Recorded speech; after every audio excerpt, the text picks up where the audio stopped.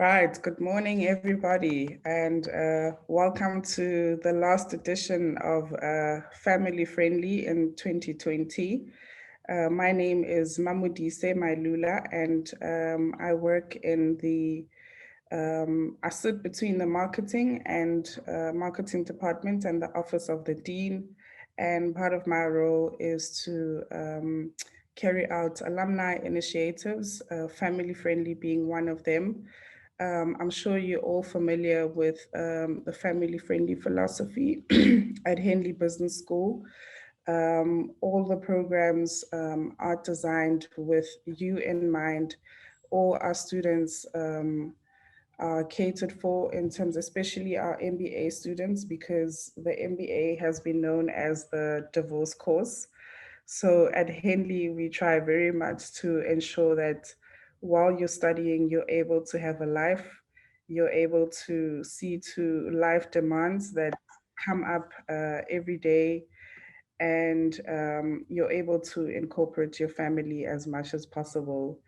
Due to COVID-19, we've had to have these sessions online, but we are hoping that when we do get to see each other again, probably late next year or early 2022, that we'll be able to get back to campus.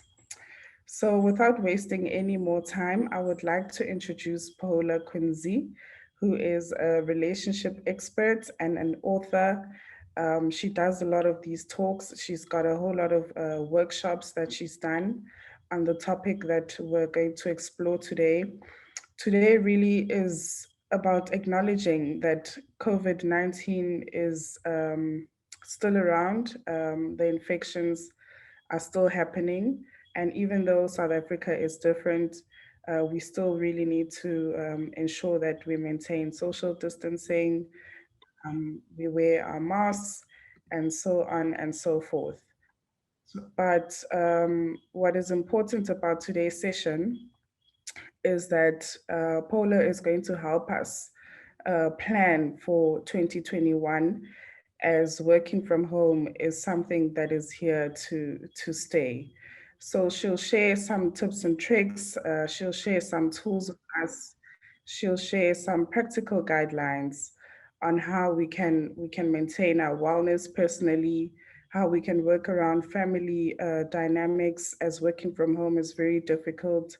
Not everyone may be fortunate enough to have a family that is understanding. Some children are probably very young, and even though we might have gotten into the habit of going about our daily lives, I'm sure there'll be a lot that we'll learn today from Paula, and how really we can use today's family-friendly session to equip ourselves to thrive even more in the workplace, in your studies, and at home in 2021.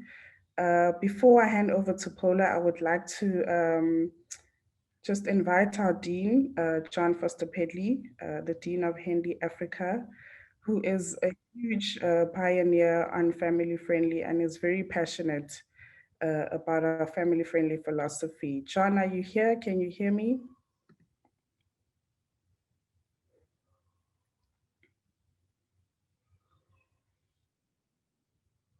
John? Hello, yes, I'm here. I'm just trying to get my computer working a bit better. It seems to have jumped away off my screen, but just give me a second. All right.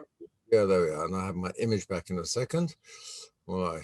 Hello, I'm here. Hello, Paula. Hello, Mamo. And who have we got here? A nice group of people I see. Right. How long have I got to no more than 10 minutes, John. Oh, I shall need far less than that. Okay. Yeah. Thank you. All right. Let's see who's here. Okay. Well, welcome, Paula. It's lovely to see you.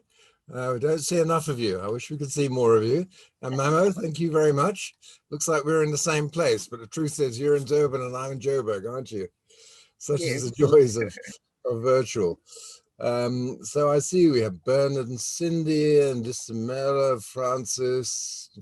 You see Helene, Schlengue, Michael, yeah, Trevor, Truska, Buyo, and hello, Yusuf, you there as well? Andre, great, okay. So it's my great pleasure to have a chat with you. I haven't got any slides, Mamo, so I'm going to choose one of the people here to put in front of me, because I certainly don't want to look at my face on my screen. So Cindy's got a nice picture there. Well, maybe I'll just look at, oh, there's Graham. That's what it is. Hello, Graham. Good morning. Nice to see you. So what's it about, the family-friendly business? So it's a real pleasure to be able to introduce this. As Mamo says, it really is an important part of what we do. I did my MBA a long time ago, and we were a small group. We were about 25 people. And I think about a quarter of us during the MBA period or the year after had relationship breakups. There's quite a lot of people. And I was one of them. And I thought, well, the school's probably got some responsibility in this. They shoved us into this pressure cooker, left us to kind of sink or swim. They taught us a bit about personal development, but so I phoned them up and I said, well, what do you think? Don't you think you've got some accountability for this? And they said, no, I don't think so, really. I think that's your problem. And I thought that was wrong. I really did. I thought to myself, if I'm ever in a position to do anything about it, we're going to try and do something different. I don't see why educators, who are supposed to be reasonably smart, should not be smart enough to create, why would they create education that damages families and kids and relationships? What's that about? Surely we can do better. Now, it's true that any education is a bit of a stress. There's no getting around that. But I thought if ever we had a chance, we might do something about it. So about maybe 8 years ago, we started this idea of family-friendly MBA. Now, we had a good starting point with the Henley MBA because it's already flexible. So it's not full-time. I'd been teaching at UCT before that, and I'd been a full-time MBA and a part-time. And I launched a more modular one. But even they had week-long periods. Which was much easier. But I thought, well, with Henley MBA, you've got a part-time program over 2.5 years. It's mostly applied. You can actually flex it. You don't have to turn up at all the modules, and you can extend it if you need to. So we're on a good starting point. It was an MBA, so you're juggling your job and your family, and now you've got to throw an MBA into the middle of this, and maybe now you have a kid, and now we have COVID, and so life gets pretty complicated. So we said, well, let's try at least to make a family neutral MBA where we start to try and talk about it and start designing in processes to make it possible for families to deal with it. And if we can, make it family positive or at least family friendly. And then we huddled together and we thought carefully about it. And we did a few things. The first thing we thought about was, well, when you're a student, you get quite obsessed, really, I suppose, by your own studies. And if you don't watch out, you become totally focused by that. And then your family must just get out of the way while you study. They've got to understand that you're studying for the family's benefit, and, they must just buckle in behind you. And I get that, because there's a truth in that. You are studying not just for you, but for your future and for the family's future too. And I'm not saying that all of you have families. It could be relationships, or it could be something else as well. That what sort of leaders are we producing? Are we producing leaders that discard the thought of relationships and families and sacrifice them on the altar of their careers, on their own interests? Or are we producing leaders who try and integrate relationships, family, the sense of community and the foundations of society into what they do? And when they become leaders, they become conscious that work doesn't operate in isolation. Businesses aren't something separate from life. Life and business and earning money, they're all one thing. They're all wrapped up in one process, and we're all part of it. And so if you get into your MBA and you get totally obsessed by it, you get the story of, yes, but I moved on from my partner, I did this. And that's ridiculous, because what you're not noticing is how your partner's life is going on. And then we thought, maybe we could also help people during the MBA understand that whatever they do in leadership, they need to bring people along with them. And they need to make communal interests. They need to make interest for the system. They need to understand that You can never work in isolation. Nature doesn't work in isolation. We are part of a system. And if you're going to be successful in business or in any aspect of life, you need to bring people along. You need to work the system, not just yourself. In a very real sense, you know, I am not cleverer than you, or I'm not cleverer than us. And when I say you, I mean a collective. So if you look at the screen now, there's a whole bunch of people there.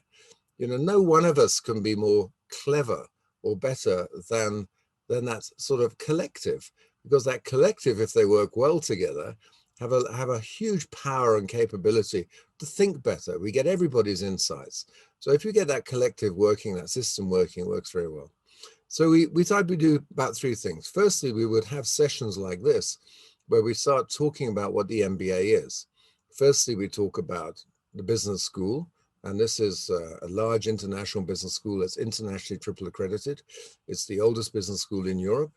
It's been international for over 70 years.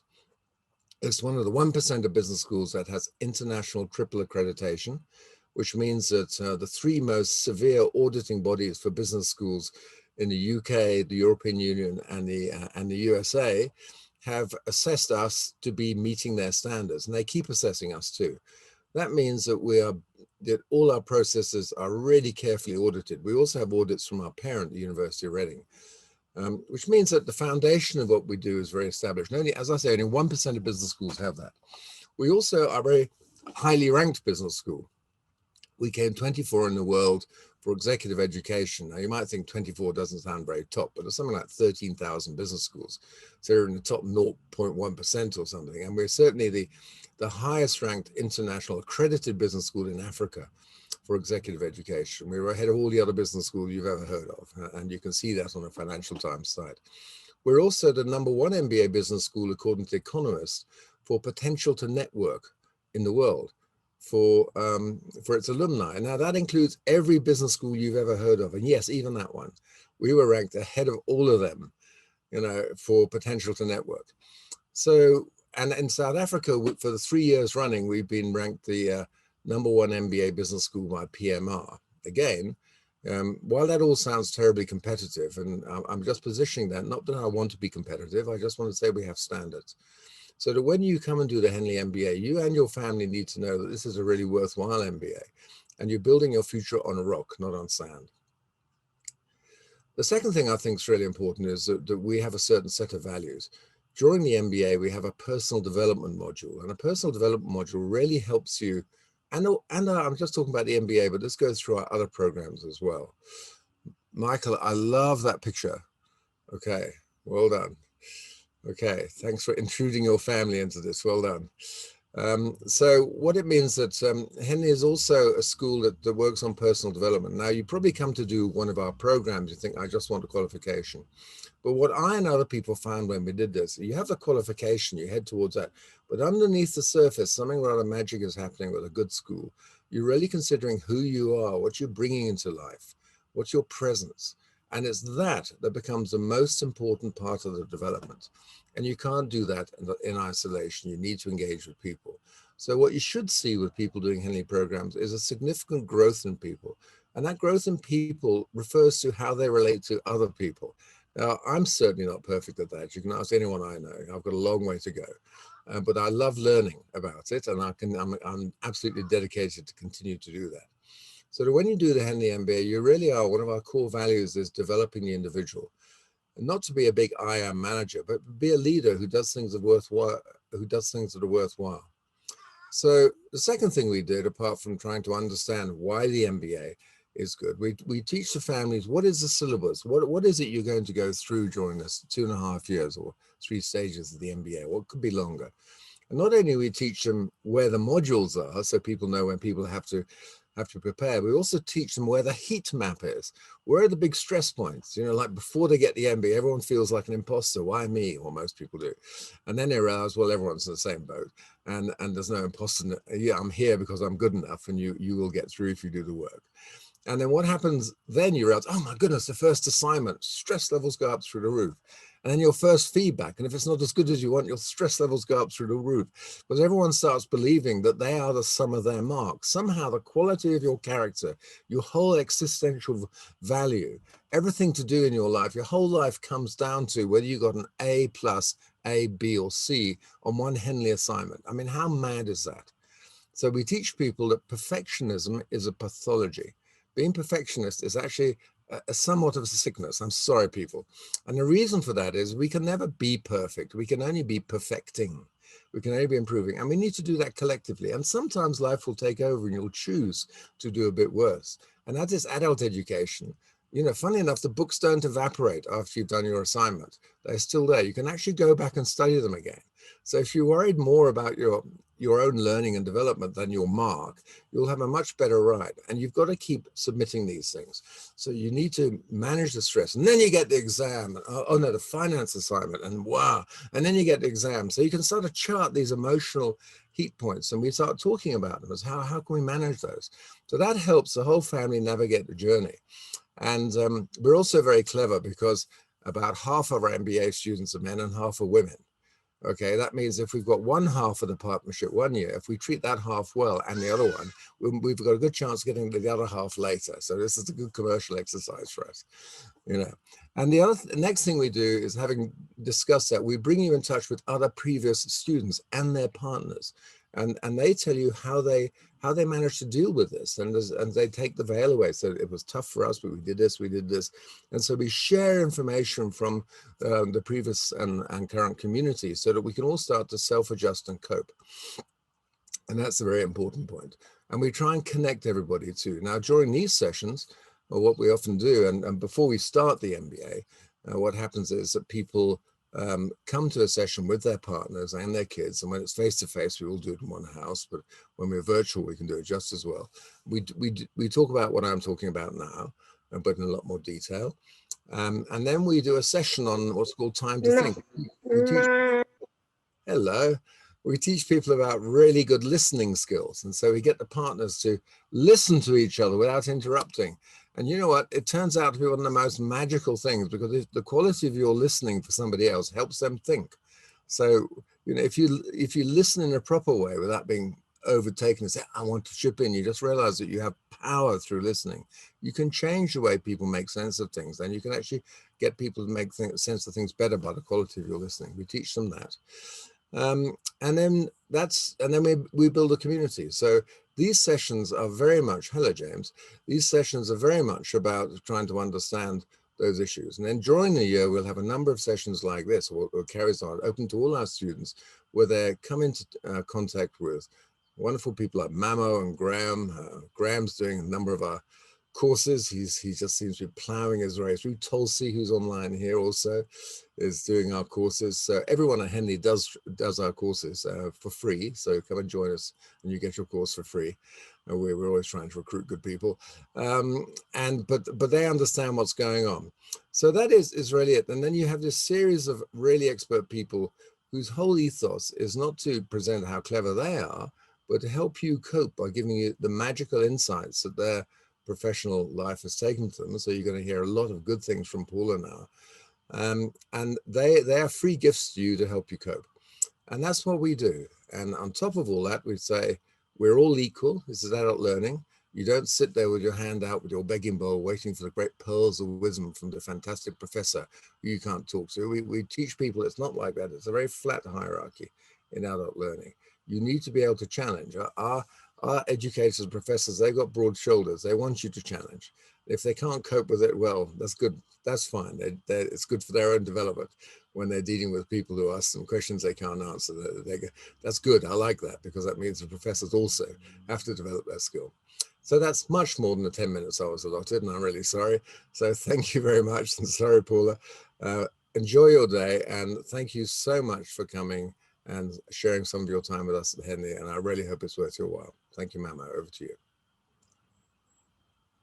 Thanks a lot, John. I think that was absolutely fantastic, and you really laid the foundation for us this morning, and really for all of us to collectively think about what family friendly means for us as students.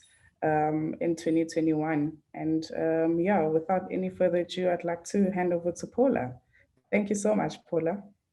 Thanks, Mama, and thanks, John. It's great to connect with you again. And it's just listening to you now just made me realize why I love being part of the Henley family, because my passion, as you know, is being around relationships, individually and in the corporate space or organizational space, working with relationships there.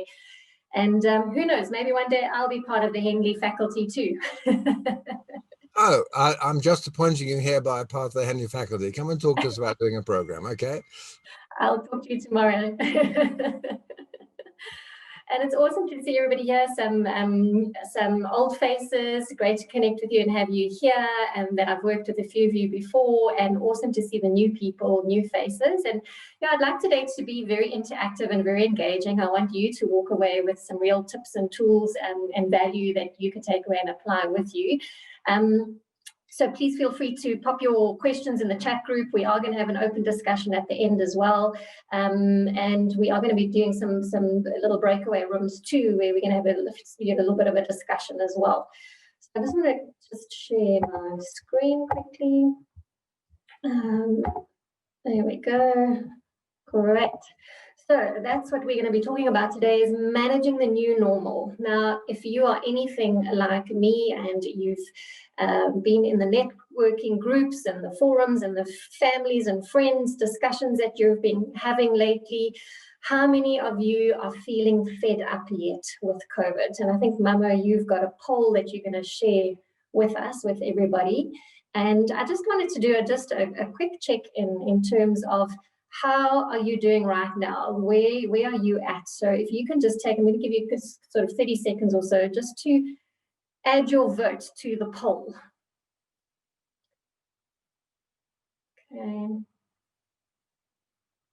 interesting. Oh, we still got some more votes coming in. 8 out of 20, a few more to go.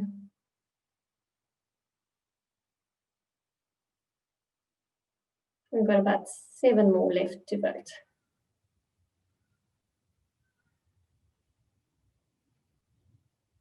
Great. So interesting to see the results. A bit of a mix between I'm enjoying the new normal, I've found a balance.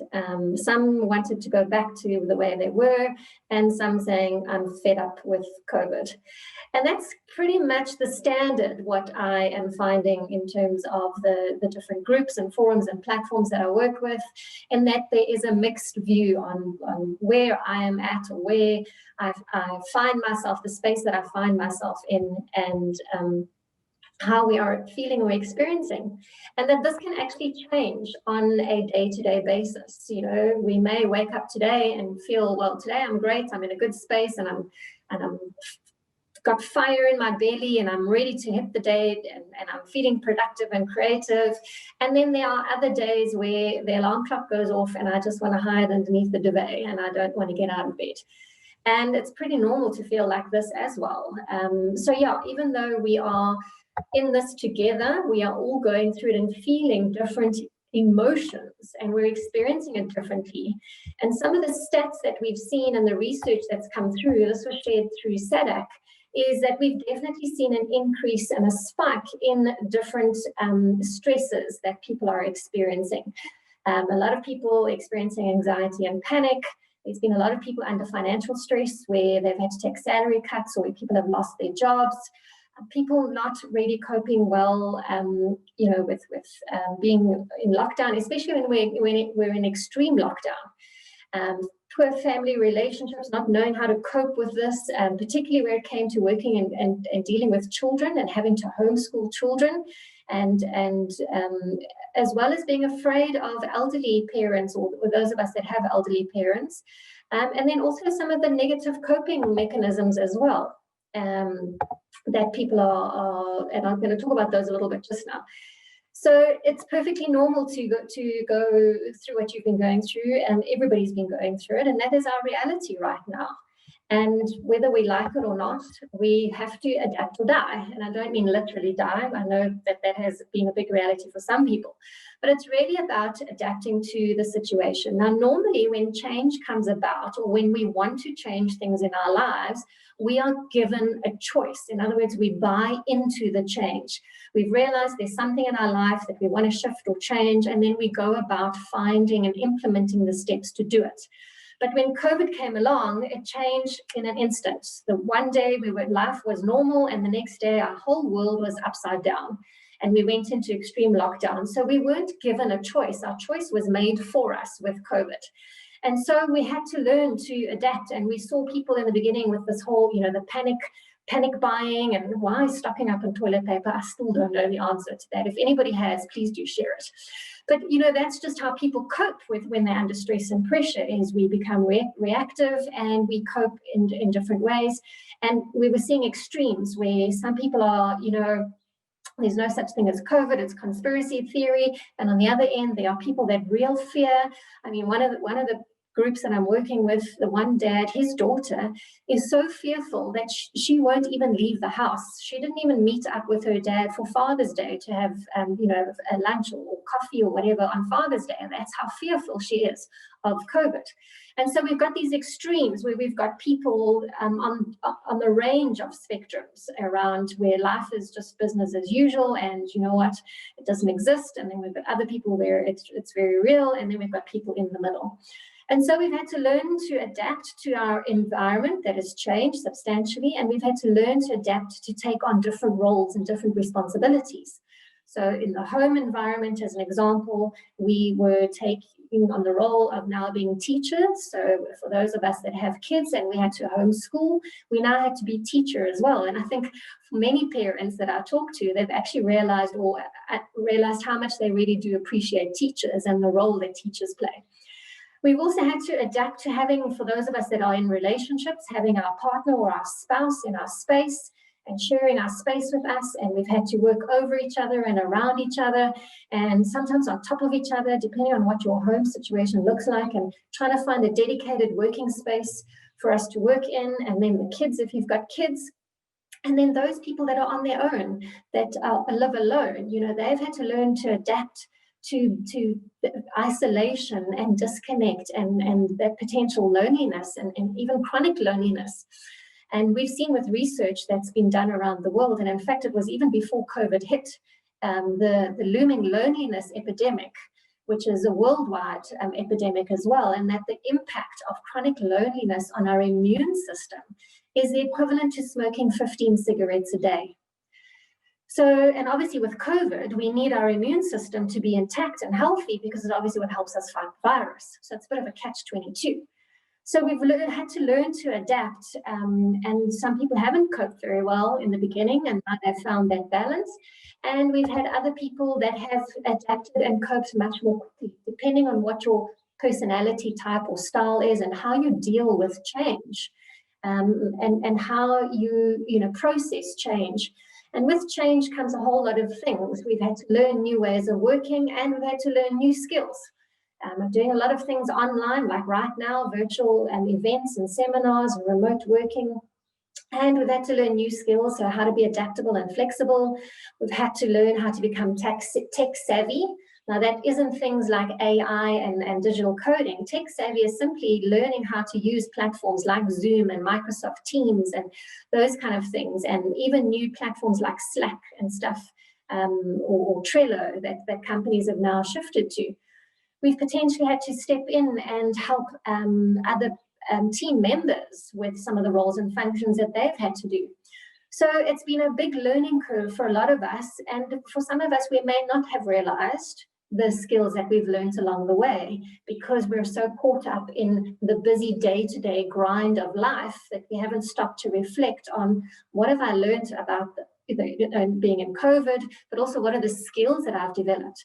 A lot of people started out in the beginning, it was all fun and novel when we were baking banana bread and we were doing virtual challenges and stuff like that. But as we've gone into COVID more and more, the novelty has worn off, and some of those things, or a lot of those things, have fallen away. We're not doing them anymore. And we've now started finding new ways of adapting. We've got into a routine. And we found a balance. And some people don't want to go back to work, which is a very big reality. And when I say back to work, I mean back to the office, which is a very big reality for a lot of corporates who are now starting to transition people back into the workplace. Or because some people, your roles have meant that you need to be in the workplace. It's either a consumer-facing role, or you need to be in the office because of accessing, some of the systems or processes or platforms that you've got and needed to access. And some people are they're afraid of going back into the workplace. They're quite comfortable working at home. So we've had to do and experience and see a lot of change. And what this has meant is that our needs and our expectations have changed, both from an individual or an employee perspective, as well as from an organizational perspective. So from an individual or an employee perspective, basic human psyche, if you think of Maslow's hierarchy, we want meaning, or we're searching for meaning and purpose. We want safety or stability, and we want belonging. Belonging being part of our family and our relationships at home, because that gives us a sense of identity and safety and security, and support structures and nurturing, and then belonging in the workplace, part of our team, part of our organization, the role function that we fulfill, and that gives us meaning and purpose. And it also is, from a safety point of view, it's our support structures that we turn to. We turn to our loved ones to support us when we're going through a tough time, or when we want to celebrate the good times. And the same in the workplace. Our team and our leaders or leadership gives us a sense of support, and that we can rely and depend on them. And we also shouldn't forget about our customers and our suppliers too, because they also play a critical role when it comes to relationships. And then from a company point of view, an organization point of view, a lot of companies have been grappling with, first of all, getting stable in terms of people up and running and working from home and access to systems and stuff. And also then wanting stability in terms of business that has potentially been lost, or revenue that's been lost. They're trying to find innovative, creative ways in terms of now other opportunities for growth. And if they're lucky, to try and make some kind of a profit to keep the shareholders and the investors or stakeholders happy as well, because they've got a role and a responsibility there. So we've had to really look at doing things differently. And for some companies, they've even gone as far as re-looking their values, their company values, and shifting it now to a hybrid system of remote working, and having people working from home and working from the workplace. And what does that mean in terms of our culture and our value system? So, and obviously our people and our processes, and how do we reward and recognize people? Because that's changed. We're not doing it in the office anymore. We're doing it in a virtual and a remote environment. So companies have had to look at their entire process and systems, and with people coming back into the workplace, whether it's employees, suppliers, vendors, or customers, simple things like when you get into the building, the screening and stuff, how you conduct yourself in terms of meetings, if you're having canteens in the workplace, from producing food and health and safety and all of those kind of things. And so it's been a huge challenge for businesses and leaders, just as much as it's been for us at an individual level in terms of coping with it, in terms of our home dynamics, coping with what's going on at home, but still needing to produce and deliver from a workplace perspective. So first of all, it is okay to not be okay. There's a lot of perception or idea that, we need to be able to cope, and we need to be able to get on with things, and we need to be able to just, be okay and put on this happy face, and that everything is cool and we're good, when it's not. And we need to make it okay for people to be able to speak out and speak up and say, I'm not coping, I'm not doing okay, or today is a bad day.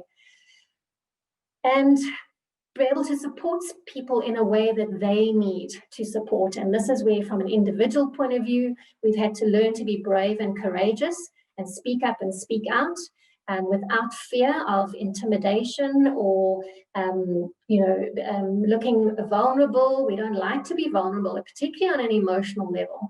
And then also from a business and a leadership point of view, in terms of creating that culture and that safe space, that speak up culture versus the shut up culture.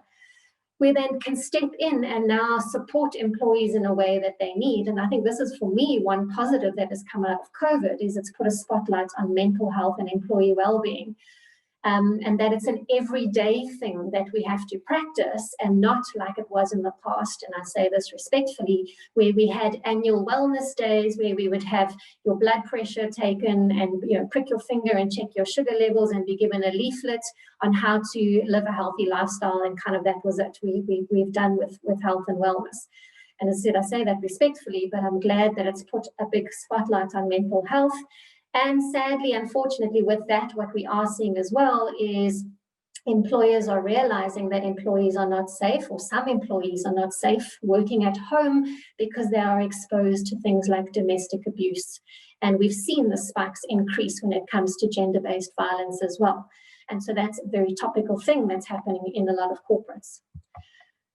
So I want us to just for a few minutes break out into breakout rooms, and I want you to think about or discuss around, where have you been at on the emotional roller coaster that you have been experiencing? Often we just put it down to, I'm stressed, I'm tired, I'm feeling drained, I have no energy. But we don't really stop to think, well, what does that mean for me? From where do I feel it in my body? Do I feel it in my stomach? Do I feel it in my you know, my shoulders and my neck? Am I getting headaches? Have I lost my appetite? Am I snacking more than normal? We're seeing this as one of the coping mechanisms, where it's very easy working from home, where you can go to the fridge or the cupboard and you can snack more than usual than what you would in the workplace. So emotional eating, for example, is a coping mechanism. And so these are some of the ways, but we don't really stop to go, hold on a minute. Let me check in with myself. How am I doing it? Am I being snappy at my partner, at my kids, at my teammates? Am I just, you know, am I feeling grumpy and irritable, and am I angry? Or am I withdrawn? Have I disconnected and shut down? Okay. So I want to, let's see, there are 23 of us. So I'm going to put us into breakout rooms. And I want us to just take 5 minutes to discuss amongst yourselves in your breakout room, what are some of the things that you've noticed or observed about yourself, or create that space where you can think out aloud with each other in terms of what are some of the things that you've noticed and observed about yourself, potentially about your partner if you're in a relationship, or your kids, or if you live on your own, what have you noticed, and potentially with some of your colleagues as well. And I'm going to give you 5 minutes to do that in your breakout rooms.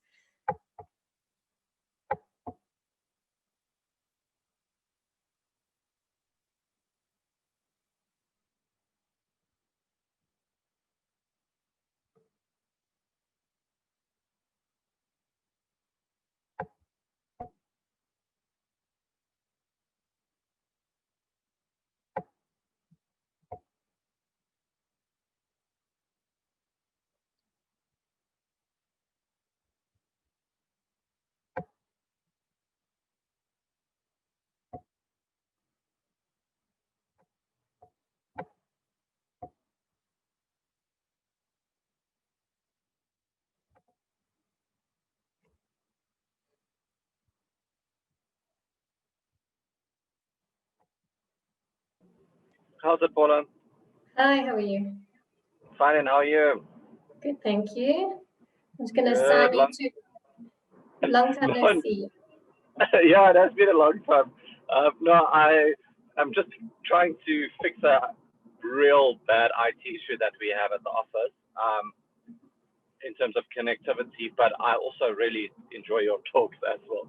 So I'm trying to do both at the same time. Okay, shame, thank you. But I'm going to assign you to a breakout room in the meantime. And yeah, if you need to pop in and out, just feel free to do what you need to do. Okay, cool, 100%. Thanks.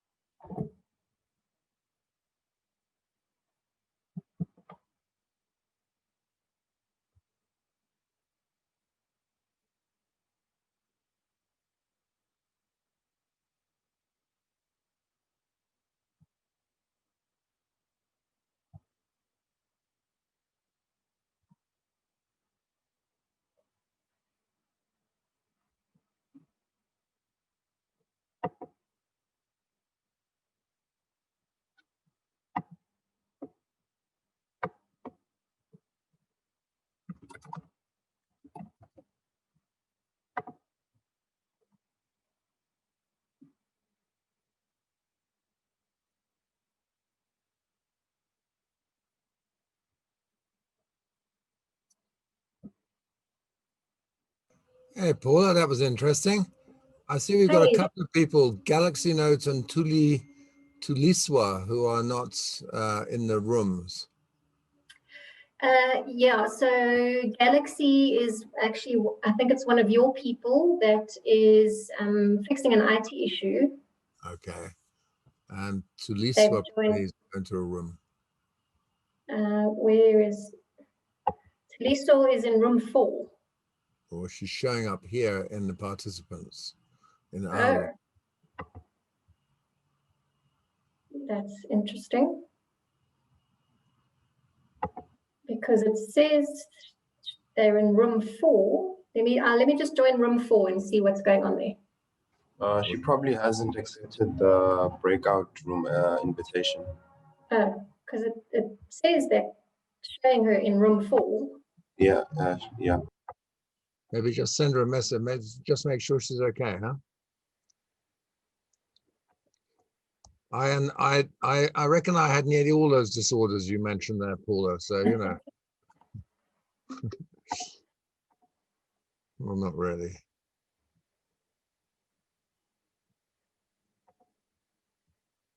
Yeah, there's a range of emotions that we all go through. Some of those are real pathologies that are underlying issues that are not to do with this stress, schizophrenia, you know, OCD.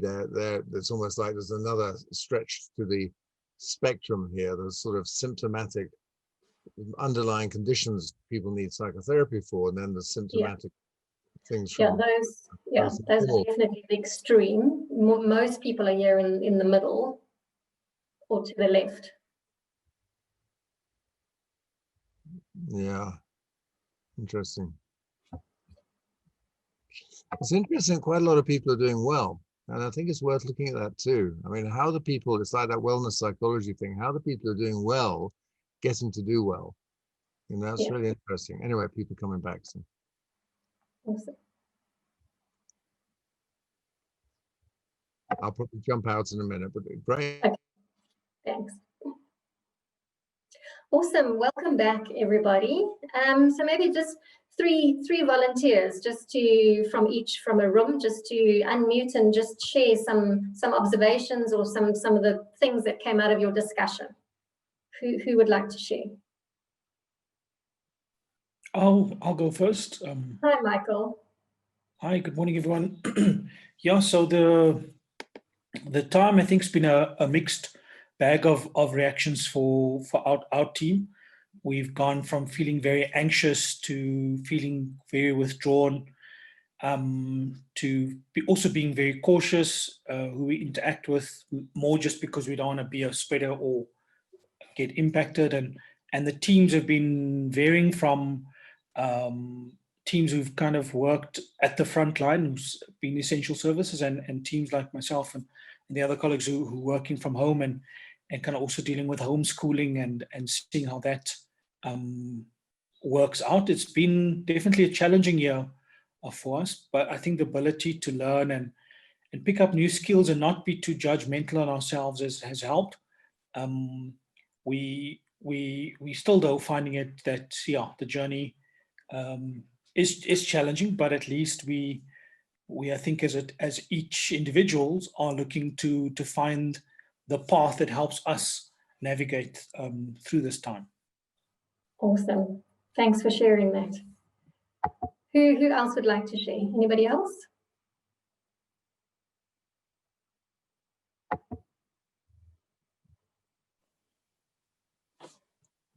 Yes. Gladly share my experience and just sharing with the group. Thanks, Andre. It is, in the early days when we were totally homebound,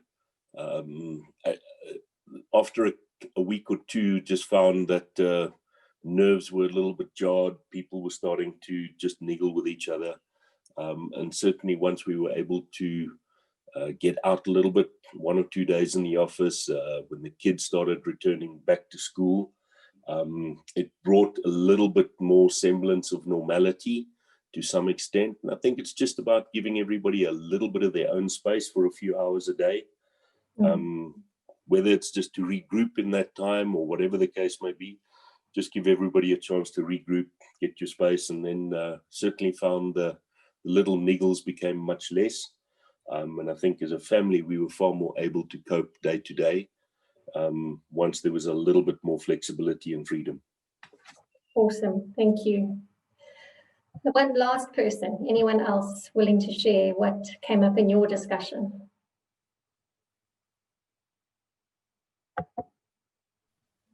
We've had two guys. What about a lady? One of our ladies. Sorry, it's Taryn here.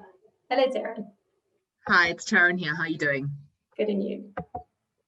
Fine, thanks. I think for us it was, I think from both the people who were in the breakout room with me, they've always had a certain amount of flexibility, but a big thing for them was to try and find some balance in their lives in order to manage the emotions that they were going through. And I think it's exactly that. It's finding time in a day that you set aside to go for your morning walk, or your, blocking time out in your diary in order to set that time that you need for yourself. Yeah. So, I think balance is a choice. It's not really something that's given to you, and it's up to you to make that decision. Thank you. And that's a very important thing that you've said there is, balance is a choice. And it was one of the constant feedback that I got pre-COVID is I don't have time because of the commute to and from work. And that was chewing up a lot of time for us as individuals and families. But we've now gained that time back. However, one of the negatives that's come out is that obviously those hours claimed back are being taken up in other ways, whether it's household chores or working longer hours, those kind of things. And I'm going to touch on that a little bit more just now. But yeah, so in terms of the emotional spectrum, obviously on the left-hand side, the green is when we're in a good space and we're feeling emotionally well or able to cope with what's going on and within ourselves, but also around us in terms of in the home environment and in the workplace. A lot of us are popping in and out between the left-hand side and the middle, where we are going through some of these emotions, and then obviously extreme cases or experiences on the right-hand side in the red, and obviously that's a whole different topic to be talking about. But this is the emotional rollercoaster spectrum that a lot of us are seeing and experiencing and having to deal with. And so a lot of us are also suffering from FOGO. Now, you might have heard of FOMO, fear of missing out. Well, the new buzzword is FOGO, which is fear of going out. And we touched on it a little bit earlier, and some people mentioned, not wanting to go out, fear of getting the virus, not wanting to catch it from others, not wanting to be in public spaces. And we're having to deal with this at an individual level. So, for example, from a relationship point of view, there was an example where the one partner was fine and okay with going out, and the other partner was very fearful and didn't want to go anywhere. They were very afraid, and for their children as well, and didn't want to send their kids back to school. And so that's created a family dynamic there. And then obviously people not wanting to go back to the workplace, and employers are having to deal with this and manage this dynamic in terms of fear of going out because of all the implications with it. Yes, John, I see you got your hand up. Yeah, when it comes to that, it's really interesting because these fears are rational. I think what the important thing to understand for me anyway is that we are in a pandemic and the virus is there, and unnatural fear and dysfunctional fear, but not to go out, not to be in crowded places, even not to send your kids to school is a rational response to, once in a lifetime pandemic, where we've got perhaps another 6 to 9 months to work till we get a vaccine. And when you've got the massive upsurges you see in the States or Europe, which could still happen here. There is no science that we know yet that does actually give us viable insight into what's going on. There are lots of ideas and different opinions. So I think it's really important to understand that being fearful is not a bad thing here. And I know, and not that you are, but there's no deep stigmatization or sense of something wrong with you if you are feeling reticent. It's actually an appropriate response. What you need to do is, how do we make our workplaces safe, and how do we behave, and how does everybody behave in those environments? Because if you go out to an environment where people aren't distancing, aren't wearing masks, aren't doing that, it is naturally a dangerous thing to do. So I think maybe we need to think about how on earth can we keep ourselves safe in that environment. Absolutely. And, this is a huge thing where not only from a work-life integration point of view, and how do we integrate, because we, the world has changed where it's not about work-life balance, it's about work-life integration.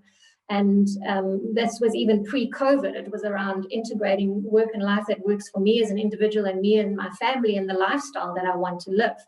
And finding that balance and finding what works for me in terms of managing my fears and my emotions, so the self-awareness and self-help and self-well-being.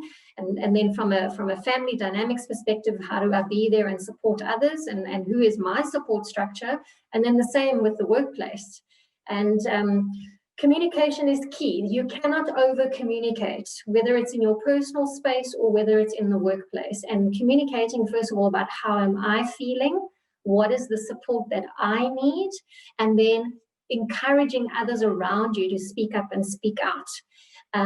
So kids experience things very differently to us as adults, depending on the age that they are. They may not have the mental or emotional capacity or a maturity to express what they're feeling, so they act it out.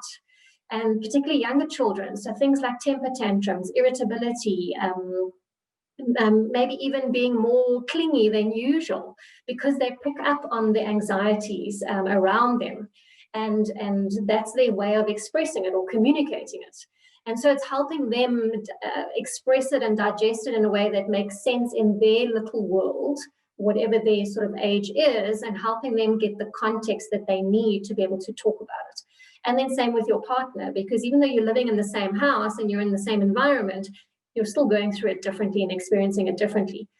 And in the workplace, you cannot over-communicate what you are doing from an employee point of view, from a supplier and a custom perspective, of the steps that you have taken to ensure that you comply with the standard health and safety regulations, but then what you've done over and above and beyond that to help employees feel safe, as well as customers and suppliers. And I think this is a huge opportunity for companies, especially with the technology that we have, to let people into your business, into your heart of your business, and to see what you are doing to protect your people and keep them safe, and how you're supporting them, to build that brand loyalty, and to show that, you're taking your people seriously, you're taking this thing seriously. And it can be a huge advantage and opportunity for companies to keep loyal customers, and potentially also, who knows, get new customers, because they're letting them into that heart of their business.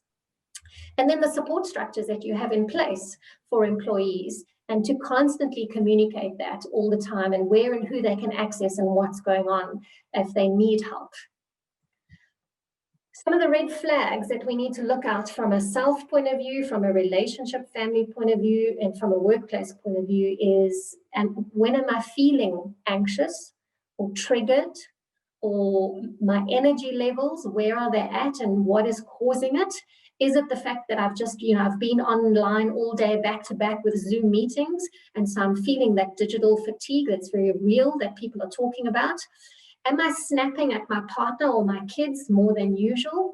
Or is it just the last week has been really tough? And in fact, I can share an example, my own example this morning. I was chatting to my hubby, and he's been complaining lately that he's feeling low on energy. We're very sporty and athletic, and we run most mornings, and the last couple of mornings he's been complaining that he's feeling flat. And he went and had what we call a jet fuel, so one of those like vitamin B injections to give him a boost. And this morning he's just saying the last 2 weeks he's just feeling completely burnt out. So we underestimate the impact of stress and what stress does to us, and how it affects us mentally and emotionally, and in terms of our energy levels. So being aware of those things and going, hold on a second, check in with myself, or if my partner is saying things like this, to kind of really stop and be present and engage and go, okay, what's going on here? How do you need to help yourself? But then more also, how do I need to be there and support you? And same with your kids. If they're acting out of character, or if they're just going, kids are kids, I understand that. But if something seems more than usual, that could be a red flag to potentially go, okay, maybe there's something else going on here, and we need to kind of step in and have a conversation around it, and put some steps or measures in place to offer that support and bring that person back to a sense of where they feel that they can cope and some sense of calmness or stability around themselves and the environment that they're in. Managing your day, and I know we've heard about a lot of these things, but I don't know if we've really stopped to understand the importance and the value and what they do for us, okay? So when it comes to routine, we've heard about, yes, get into a routine, try and maintain the same working routine that you had, so starting work at 8 o'clock, going, you know, and taking breaks, having a lunchtime, ending your day at 5 o'clock, all those kind of things. And yes, it's important because routine gives us a sense of being in control of our life instead of life running away from us or life happening to us. And as much as having your day and a routine for your day, it's also important to have a routine as far as sleep is concerned, because sleep obviously helps us manage our stress levels and cope better, and being able to, and managing our energy levels, but also being able to cope with situations better, whether it's in the home place or in the workplace. And a lot of people working from home are potentially staying up and watching TV later because they don't have to travel to work and stuff like that. Or they have stopped doing some things that they were doing and they've just got stuck into that one meeting after the next. And so it's about really looking at how to structure your day. And this is where the research is showing us the 90-20 principle. And it was actually Microsoft that did some research around stress and being online and the impact of digital fatigue and what they call the popcorn brain. So because when there are so many people on the screen and team meetings and that, we are distracted by what's happening on the screen and people's faces jumping around. We're also distracted by what's going on around us in our environment. So the dogs barking, kids interrupting our meetings, parents or spouses interrupting us, or just having that complete silence and feeling completely alone and isolated. And so they're saying that you should chunk your day in terms of 90 minutes being focused on online and meetings and working, and then 20-minute break where you take a break in terms of either doing WhatsApp video calls. So I do a lot of WhatsApp video calls. I personally like human interaction and human connection. And so I want to see people's faces. It helps me connect and feel connected. And getting up and going for a walk, changing rooms, changing environment, getting outside, having a breath of fresh air and having some water to drink, those kind of things, just getting up and stretching from your desk. And we're seeing a lot of things around also desk ergonomics in the home environment, because most of our homes are not set up like they are in the workplace, where we don't have chairs that we can adjust, or we don't have desks that are at potentially the right height. So a lot of people are now suffering in terms of necks, tension on their necks because they're looking down at their computers, or their chairs and heights are not the appropriate height, so they're feeling it in their back or their shoulders, and also a lot of in terms of eyes and potentially not having access to being set up properly at home. So that's something to look at as well. And a lot of companies are now changing the perks and benefits for employees and giving them work from home packages or benefits where they can set themselves up properly at home to be able to work more effectively and in a much more better, healthier way. And then a lot of people are finding it difficult to focus. And so it's around, if you can set up your structure, your day, where you can put down 3 items or 3 tasks or 3 little goals that you can achieve on a daily basis. If you can just tick 3 things off every day, it gives you a sense of making progress, being productive and getting things done, instead of feeling overwhelmed and that there's so much on my to-do list and there's so many things that I need to get to and that I'm not getting to it, or because I can't get hold of people because either they're not online or I've sent them an email and they haven't responded, and potentially going away from emails to, during that 20-minute break, actually having the phone calls or video chats with people and having conversations to help us feel more connected and obviously get things and answers quicker than waiting for responses on emails. Taking short breaks I've spoken about, but particularly that cabin fever feeling when we're indoors all day long and we're stuck in our computers and we're back-to-back meetings. And then at night, don't underestimate watching TV or being on our phones from a social media point of view, because that is still being connected in screen time and digital time. And so having a complete break and change of scenery, and a lot of recommendations is for couples or families in the afternoon, or even individuals to meet up with a neighbor or someone and to go for a walk or a run or a jog or something in the afternoon, because of that fresh air and just how it clears our minds and that cotton wool feeling that we often have. And then support structures, putting support structures in place that on those days when you are feeling really stressed and down and challenged, is how do you remain in contact and reach out to that, or your employee wellness initiatives, if you have them in place in your company, who do you speak to, who do you reach out to get the support that you need, and that it's okay to not be okay, and it's okay to feel what you're feeling, because it's very real to you, and that's okay. And so it's really around, yeah, and this is as a speak up and speak out, and especially people that are lonely. And what we have done with some groups and teams is we've put buddy systems in place where you take a turn to connect with one of your employees or your colleagues or your team members on a regular basis, especially those that live alone and on their own, so that they don't feel the isolation and the disconnect as much without having that support structure in place. You may need to put down boundaries going forward. If you haven't already, you may need to do this in next year in terms of, first of all, from yourself, putting a boundary down in terms of either some of the negative coping mechanisms that you may be using. So let's use snacking as an example, because it comes up quite often, or getting an exercise routine in place, or something that can help you manage your own mental and emotional state. You may need to put boundaries down when it comes to your partner and your relationship, in terms of managing expectations. I had one feedback from one group that I was working with. He was at home working, and obviously he was on back-to-back Zoom calls and everything, and his wife was saying to him, but you don't spend any time with us. And his comment to her was, but this is what I do when I'm in the office. I'm in meetings all the time, I'm back-to-back sessions, I'm following up on emails. And there was an unmet expectation there that because he was home, he was going to be spending time with them as a family because he wasn't in the office. And the reality is that for him, life carried on as it was, and they caused a bit of a disconnect and conflict in the home environment. So managing expectations is a big thing now. Managing parenting and children, and having to potentially put down boundaries when it comes to your children, in terms of how they keep themselves busy, how they amuse themselves, because, when you're at home, you're still working. Kids expect, because mommy and daddy are at home, they're going to play with us, they're going to interact with us, they're going to spend more time with us, and they can get frustrated and upset when mom or dad says, I'm working, I'm busy, I can't do it for you now. So you may need to put a structure in place to manage that going forward, and that dynamic. And then families, particularly where elderly parents are concerned. I've heard some stories where people have brought their elderly parents to live with them because they were afraid of them being alone and getting sick and catching the virus. And now managing that family dynamic, where there's an expectation to take care of them or support them, whether it's emotionally, which can put another added stress and strain on you, and or whether it's financially as well. And obviously the very real fear that they're in the high risk category.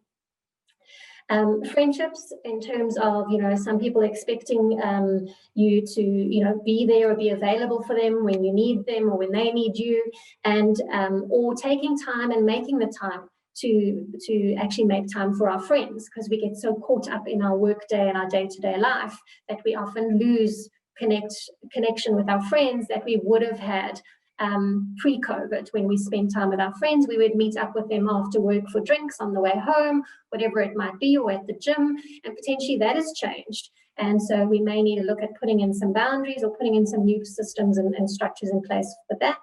And then from a workplace perspective, in terms of managing the day, managing your hours, a big complaint or frustration at the moment is that work hours and personal hours are blurring. And people are finding that they're working longer and longer hours. So starting at 7 in the morning potentially and going through until 6, 7, 8 o'clock at night, because everybody's online now. So it's easy to schedule a late afternoon meeting at 4, 5 o'clock in the afternoon. And then it starts blurring into family time or personal time. And it's starting to leave some people frustrated as well. A lot of people also feeling guilty that either I'm not being a good parent, I'm not being a good partner, or I'm not being as productive as I want to be or should be. And we're feeling guilty that maybe we're not coping, or we don't have it, we don't have all our stuff together, and we're managing and things the way that, it seems like everybody else out there has got their life together, and it's unrealistic. So when it comes to ditching the guilt, so to speak, and guilt, all guilt is that we keep this broken record playing in our heads around should have, would have, could have. I should have done this, I have to do this, I must do this, and it's only you that is telling this to yourself and placing this expectation on yourself. And really all that guilt is it's about giving up that irrational thinking and letting go of torturing yourself, because that's all you're doing, is you are torturing yourself with the should have, would have, could have, must, have to. Nobody's making you, nobody's forcing you, but so you're placing that expectation on yourself. Unless it is a very real deliverable that you have to meet and there is a deadline, then how do you manage that deadline? And how do you speak up and speak out without feeling guilty and saying, look, I've got my kids to school, homeschool, and I can't be online at 10 o'clock in the morning. And, I don't have to feel guilty about it either in the process, because it's a reality and and that's my situation. And so how do we be more empathetic and understanding and accommodating when it comes to managing these very real dynamics that people are dealing with right now? So that's what guilt is give up the irrational thinking and let go of torturing yourself by playing it over and over again. And then fear. Fear is a very big thing that we've spoken about and we've touched on. And the one underlying thing when it comes to fear is that there are so many unknown variables and unknown elements. And from a human psyche point of view, if you think of Maslow's hierarchy, the thing that we want the most is we want certainty and stability. And right now we don't have that in many different ways with this pandemic. And we don't know what next year is going to look like. There's talk about another 18 months of living like this and living this way. And so how do we overcome our own fear and all these unknown variables? And the only thing that you can do is process and work through the fear. And so how we do that is, first of all, we focus on what are the facts. So the facts right now is, yes, there's a pandemic. Yes, we have to be cautious and careful. Yes, we have to wear masks. Yes, I have to do this, or I have to be like this, or this is the environment that I'm working in. But that is the facts, okay? Because we can only work with facts. We can't work with what we don't know, because we don't know what we don't know. So let's work with the facts, because that's what we have to work with. The second thing is understanding what are the emotions that I'm experiencing right now. I'm feeling scared, I'm stressed, I'm tired, I'm fatigued, I'm this, I'm that, and whatever it is. Because when you name it, you can tame it. So if this is what I'm feeling, I can start doing something about it. If I'm feeling scared, what do I need to do to stop feeling scared? Who do I speak to? Who do I reach out to? What are the questions I need to ask? What is the information I need to have? So start working through and dealing with your emotions that you're experiencing, which are very real to you, and it's okay. And then once I've got the facts and I know what I'm experiencing in terms of my emotions, what is an action that I can take? What's one step that I can take to help me move forward? It can be as simple as phoning a friend. It can be as simple as blocking out 5 minutes or 10 minutes for myself, or making time to spend with my family, whatever it is. So if you took that one action and you took that step, by default, you've shifted from here to here. So you're in a new space, a new situation. So then what is your new reality? And you go back and you start the process all over again. So now that I'm in a new situation, what are the new facts that have potentially come to light or that are now evident? What are my new emotions that I'm feeling? What is another action that I can take? And when I take that action, what is the new reality? And if you apply that formula over and over again, it helps you work through fear, process fear to be able to move forward. And that doesn't mean that you're not going to feel fear. You are. And that's okay. But it's how do you process it and work through it? And you can apply that in any situation and environment. And then managing life your way, because it is your life and you are living it. Nobody else is living what you're living. Nobody else is in your environment. Nobody else is you. So you've got to do what is right for you and what helps you to cope better moving forward. So first of all, you don't have to justify your decisions to anybody. It's real for you. It's what you are experiencing. It's what you need for you to cope as an individual, as a family, or as a person on your own, and or as a team member or a leader in the workplace. So you don't have to justify why you've made that decision for yourself. If it's good for you and it works for you, that's okay. You don't have to find excuses to justify or what is, so for example, some people find it difficult to say no and put down boundaries. So they'll make an excuse like, oh no, I can't do this because of that. And we feel like we need to make up excuses as to why we can't do things. Or sometimes, depending on what's going on in the workplace, and this is something that has come up with one of the other teams that I'm working with, is people are using other excuses for not delivering. For example, one challenge that came up, and I'm not saying it's not real, but this was being taken to the extreme where the person was just never able to connect. Their Wi-Fi was always down. They didn't have internet connectivity.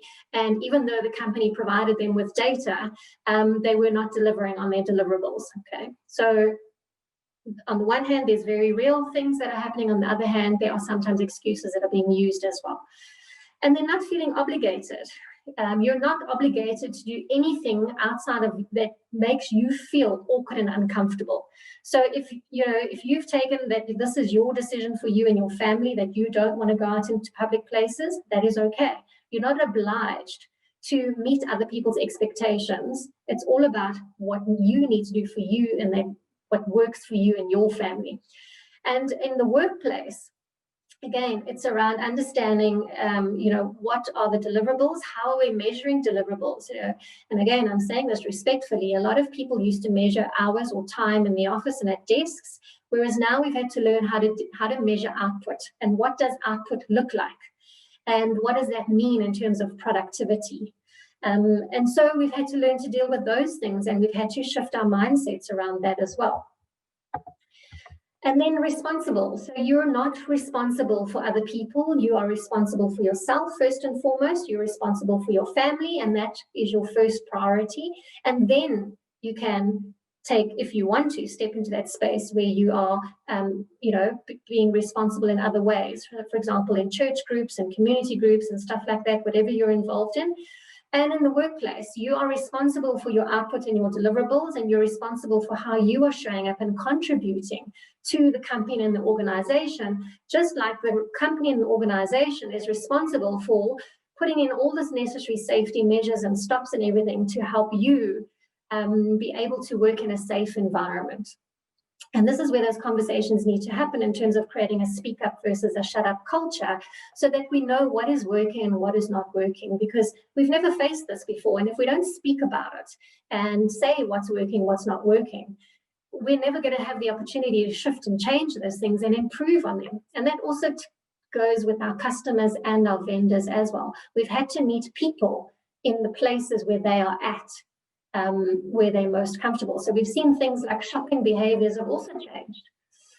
And then this is a tool that you can take away with you. It's one of the groups that I've been working with it. They've implemented, and I'm sure all of you have heard of the term VUCA. VUCA stands for volatile, uncertain, complex, and ambiguous. And so they've turned it into what they call their VUCA moments. And you can apply this in your personal space from a family or friends point of view, and you can apply it in the workplace as well.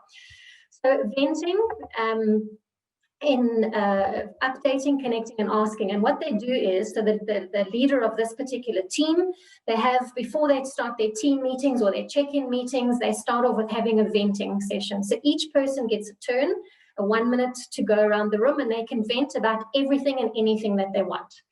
And they can then,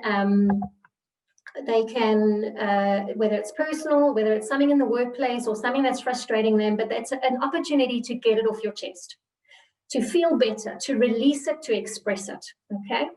Then the second round is they give an update on where they're at in terms of what they're working on, either for that day or that week, or the project status or whatever it is. So it's like a status update. And they listen and they hear where each person is at, and what that does is it allows the leader to, first of all, get an indication of where each person is at emotionally by what they are venting about, and then where they are at in terms of status updates and where they potentially need support, or if there are any potential red flags that they need to manage. And by doing that, it enables the team or the people to connect as a team and to feel more supportive and create emotional or psychological safety and trust, and connection and communication. And it also allows the leader to connect one-on-one by knowing who he needs or she needs to step in outside of the team meeting on an individual basis. And then asking, each person takes a turn to ask what they need help with. So for example, I'm stuck on this deadline I'm working on and I need help with this information or with this section or with that. And by asking for help, it also creates a safe space where it's okay to put my hand up and say, I'm not coping and I'm not doing okay. And so that is the VUCA formula that you can take away with you, and you can apply it in the workplace and or in your family environment. You can just tweak it slightly in terms of, you know, it doesn't have to be about workplace frustrations, but your kids can talk about, you know, their day at school or your family, or you can even do it with a group of friends and use it as a way to create a safe environment for friends to reach out and support each other, especially if you are living alone or on your own. So it's a great little tool that you can use and to create a safe space and a speak up culture and a supportive environment. And then there's 3 other little things that you can take away with you that can help you really connect, and you can use this in your personal space and you can use it in the workplace as well. If somebody's talking about something or sharing something, and you can ask a question around, tell me more about that. Or you can say, help me understand. Or you could say, is there anything more you would like to share? And this creates a safe space and a supportive environment to really dig a little deeper and allow people to go to that deeper level where they really start sharing and speaking up and speaking out and opening themselves up, because we have this perception that being vulnerable is a weakness, when in fact it takes a very brave and courageous person to put their hand up and say, I'm not okay, or I need help with this, or I'm not coping with this, or I don't understand this, or I'm stuck. And so these are 3 little sentences that you can also use and take away with you that you can help from a conversation, connecting and creating emotional safety perspective. And then just if you do need help and you are feeling like you're not coping, obviously you can reach out to our national support centers that are there to help you. You've obviously got your own employee wellness and well-being support structures in place within your organization. But I know some people don't feel safe reaching out to those. There's a sense of potential mistrust that it's not going to be confidential, or that I'm now going to have a target on my back because people know that I'm not coping, or that there's something going on in my space, or whatever it might be, or there's the shame and the embarrassment and those things that come with being in a space that I'm not coping. So you have other options as well to reach out and to speak up to people and connect with people if you do need support. And there's obviously other professionals out there as well. And I know Henley has a lot of coaching platform with coaches that you can reach out to.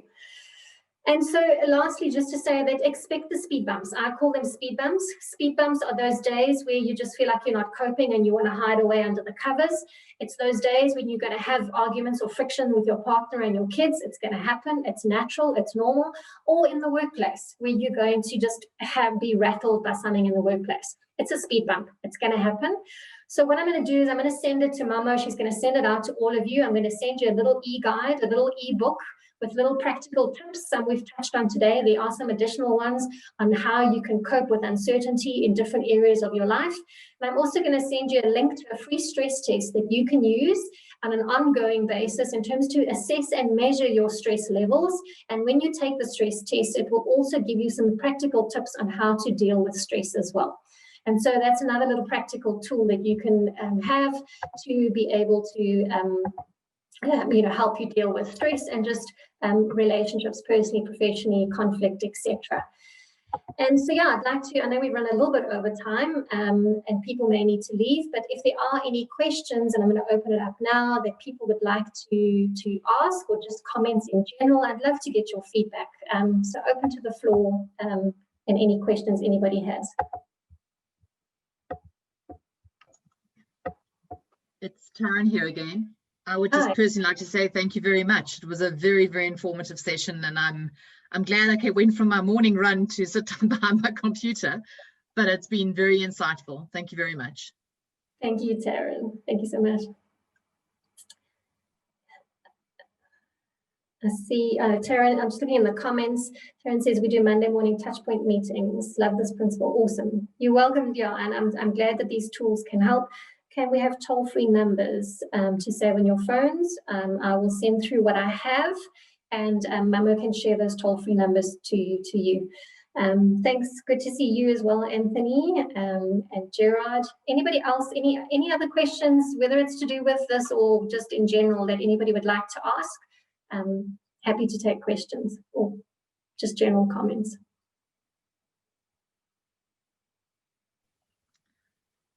Sorry, it's me again. I'm going to pose another question.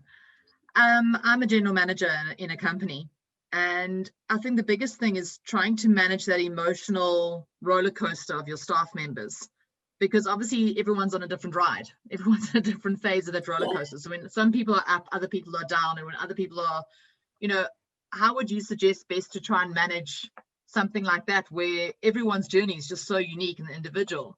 How do you, from a management perspective, try and tie that in? Yeah, you know, this is where we are seeing a change in leadership styles, or a new leadership style emerging, which is we call holistic and empathetic leadership. So we're realizing now that we are managing people in their homes as opposed to the traditional 9 to 5 in the working hours or working space. And we're seeing them holistically now as complete entire life stage or cycle or environment, so kids and family environment, etc.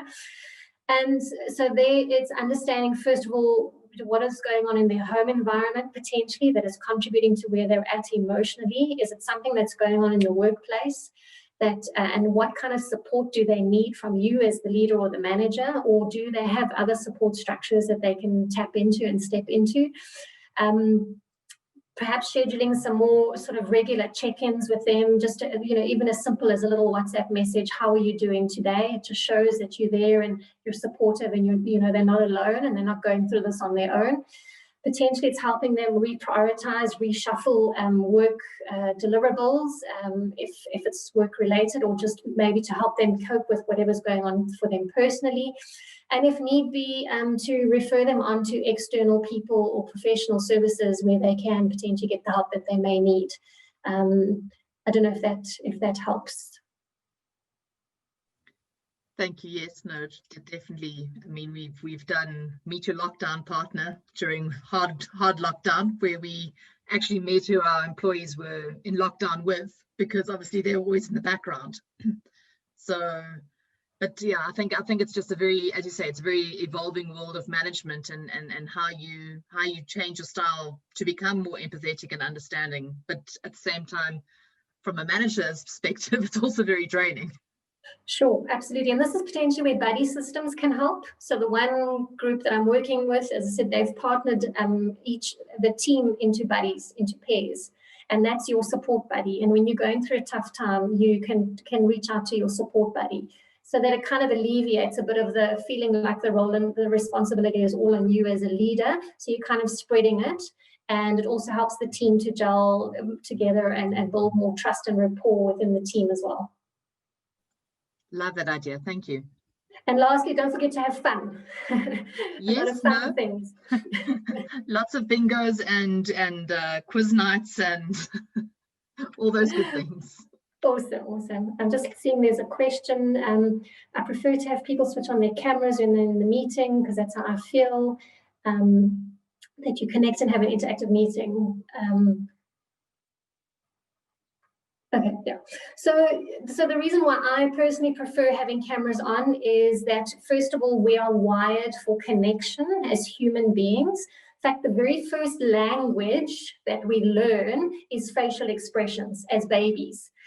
Babies latch onto our facial expressions, and that's why now there's some new research coming out. And I think the fact that they've created those see-through masks is a fantastic thing for babies, because with wearing masks, babies can't see our facial expressions like they would without masks on. And because we are wired for facial expressions, and the first language we learn, so to speak, is non-verbal language. So we pick up energy and vibe, we pick up eyes and facial expressions and smiling and then tone of voice. And so for me, that's why I personally prefer having cameras on, but it also does I know a lot of people say connectivity and bandwidth, and that plays a role, and it does. It's a reality we have that we live with. So what I try and do is in the beginning of meetings, we all put our cameras on so we can connect and see each other. We can put them off during the meeting, and then at the end of the meeting, we put it on just to connect and say goodbye to each other. So that's another way that you could do. And I've also research that's come out is people are feeling, depending on the hierarchy and levels of where you are in the organization, some people are very self-conscious and self-aware of what their background or environment looks like, and they're doing a subliminal comparison around, oh, you've got a nice office that you have, and I'm shoved in my dining room corner, as an example. And people feeling very self-conscious of now being exposed in their home environment, and so keeping cameras off for that. And if you have the functionality and the ability, that's obviously where virtual backgrounds can work. So to be conscious and aware of that, it can be intimidating for some people too. So now that's answered questions. If there's any other questions, happy to answer them.